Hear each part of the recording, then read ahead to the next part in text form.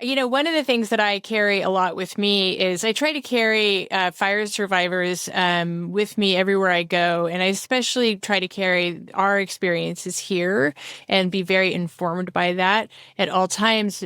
And one of the things that I've carried a lot is came from directly from your graphic novel, which was when you were talking about walking through Target and recognizing the other fire survivors in the Yeah. store. Can you talk about that? Because it's really been it's one of those cornerstones or tenets. It's always sat with me very strongly. Well, it's exactly the incident I was talking about where the day after the fire, I went to a Target store and started filling up a cart, and you could you could see them coming with a 1,000 yard stare down the aisle, and then you look in their cart and you see what they're buying, and they're buying flats of bottled water, and they're buying the same things you're buying. They're buying shoes and socks and underwear and a lot of it.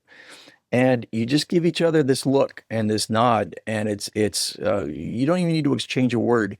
You both know what the other person has gone through and is going through right then, and it's a connection. It's a intimate connection of, um, you know, well, here we are. Look at us going through this horrible thing together, and separately but together. And Mhm. they're going to go home to their people, and you're going to go to wherever you are living with your people, but you're doing the same thing at the same time. And it's just, as I said in the book, it's very strange to walk through a Target store thinking of the things you needed the day before. Like I needed printer ink, and I needed to get air filters for my furnace, and I had a long list of things I was going to get before the fire.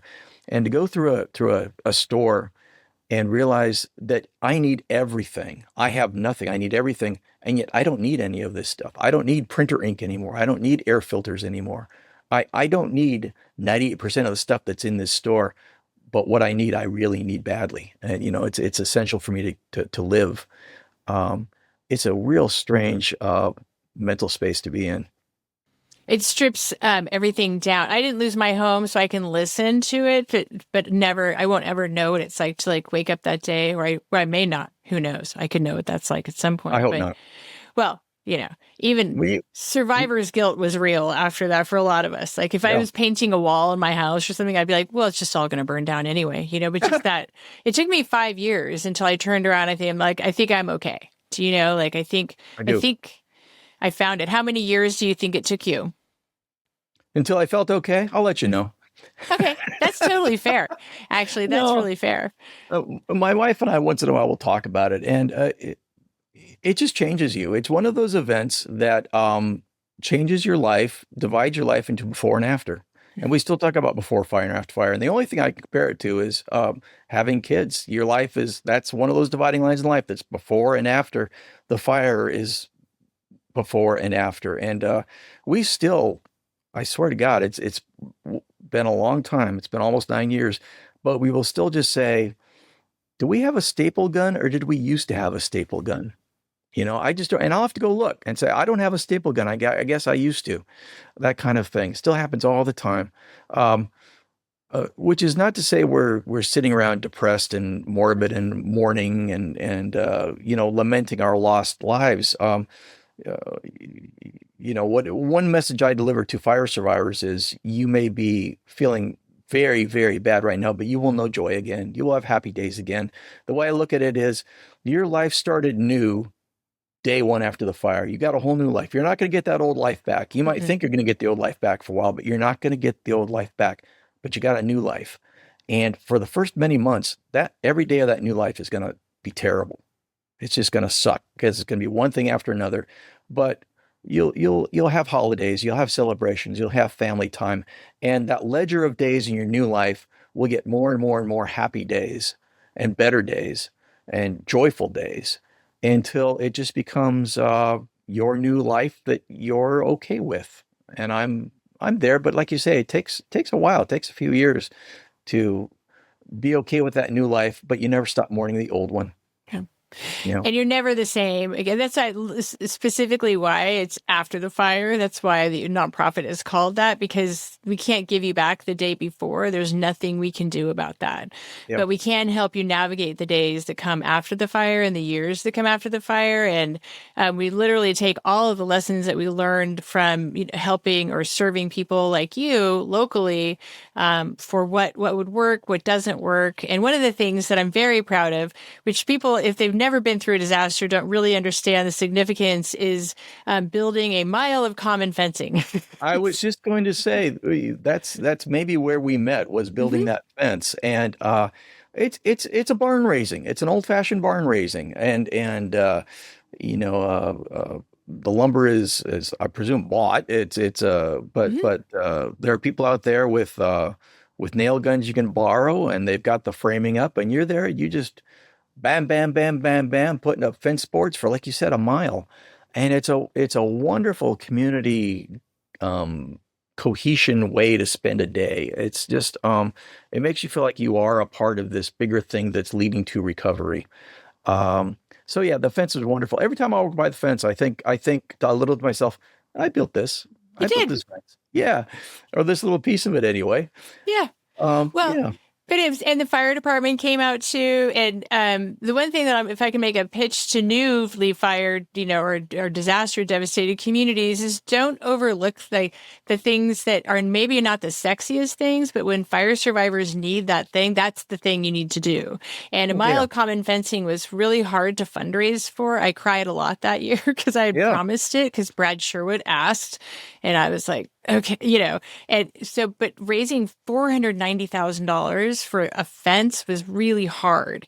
But Yeah. I'm very proud that we made a little film out of it, and that you are in. And then I would take that all around for the next year and show it to like FEMA, and I could make people cry over a fence. And that's why I was very proud, because it was really that they felt connected to you. They felt connected to your community, and they suddenly understood the huge value in actually listening to what fire survivors need, what they're asking for, and then delivering that and not layering over your own Yeah. decisions. Do you know? So important to give people what they need. Again, I make an example I tell a story in the book of a pastor who showed up on our site while we were digging through our ashes, and nicest fella in the world. He was associated with the Red Cross, and he wanted to know if we needed shovels. No, I'd bought the shovels, so I didn't need a shovel from him, and he wanted to know if we needed bottled water, and no, we're fine, thank you, and do you need? I got the falafel truck over there. No, we're fine, thanks. And then he started telling me these horror stories about other disasters he'd been to. He'd been to Hurricane Katrina, and he saw bodies floating in the water in Katrina. And this poor guy uh, was worse off than we were. He was more damaged than we were. He needed a break. He didn't need to go from disaster to disaster to disaster, giving people things they didn't need, like water bottles and shovels. He needed to go home and take a few. So meeting people where they are, giving them what they need, and this is one of the values of the block captain thing, is because not every neighborhood or group of people is going to need the same thing. But the fence was just wonderful, and I think one of the great values of us building that immense fence was it came along at a time when our bubble had expanded to include the larger community. And we, just like everybody else, are looking for ways to help our neighbors. What can we do to help? I mean, yeah, we're kind of hard up too, but what can we do to help? I can't tell you how many people I ran into who were offered help immediately after the fire and said, "No, don't give it to me. Give it to someone who needs it more." And you look at them; they don't have shoes. Yep. But they're saying, no, give it to someone who needs, I'm fine, give it to someone else who needs more. And we were the same. Um, Part of that is just, I think, generosity of human spirit. Part of it, I think, is the pride of not wanting to accept charity.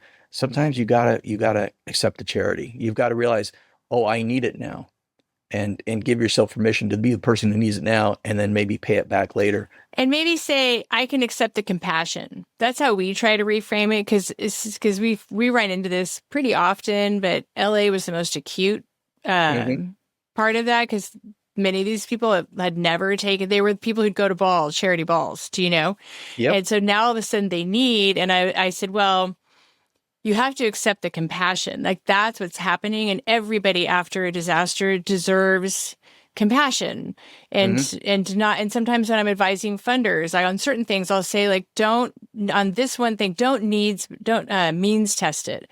Just give it. Do you know, like Yeah. allow everyone to feel surrounded and cared for and loved in need of, to know that their community cares about them. And I think it was, maybe it was Brad. I can't remember who said it. Might have been me actually, but I'm not sure that, when we broke ground on your fence and I said, or I think I said it or somebody else did, I don't know, but it was like, this could be metaphorical arms that are wrapping around these two neighborhoods that have been through so much and they've done such amazing work to get each other home. And so what an honor as a community to do this thing for them and with them too, because there was Mike Holdner, especially, man, he was such a good negotiator, and we did have to buy the lumber. And Barry Friedman actually pre-purchased the lumber and then set it on so that we wouldn't be subject to the changes in the market. So over it was like $340,000. It was a lot of money, and he gave money to it. And he said that for the next like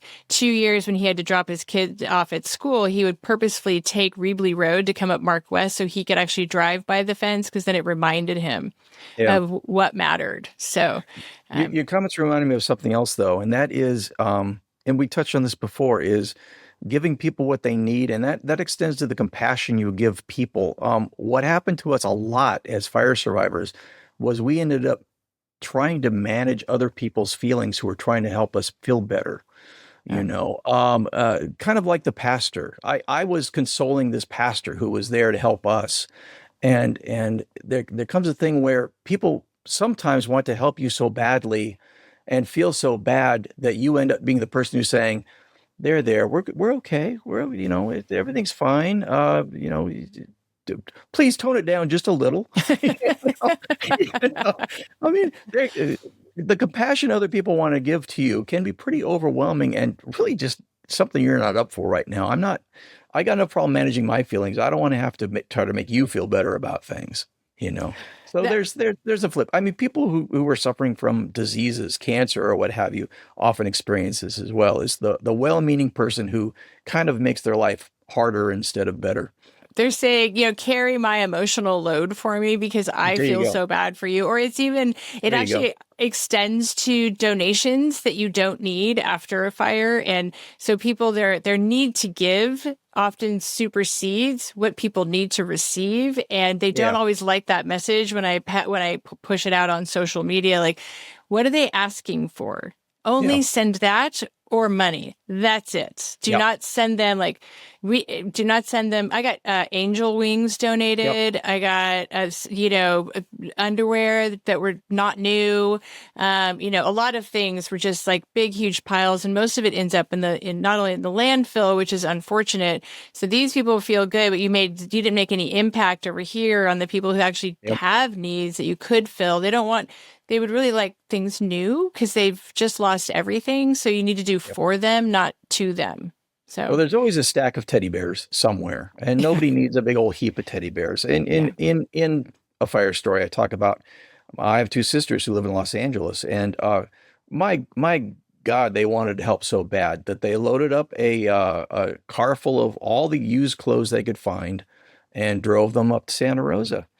And my wife and I kind of go out to the car, and you want to be nice because they mean as well as they could possibly mean, but I don't need two big black trash bags full of used clothes. I got nowhere to put them. I don't have a home. There's nothing I can do with these things. So, you take a couple t-shirts to feel better, and you maybe point them toward the Salvation Army, but it's, we felt a little bad after the fire telling people, if you really want to help, just give us money. And then we'll spend it. It feels so crass, and people want to be more thoughtful or more concrete than that. But there was nothing I liked better than taking a couple $100s into a Home Depot or a hardware store or a department store or something, and getting what I knew I needed that day. That was great, and that's been my consistent advice for other people too. Is don't try to guess what people need. Give them money and let them decide what they need.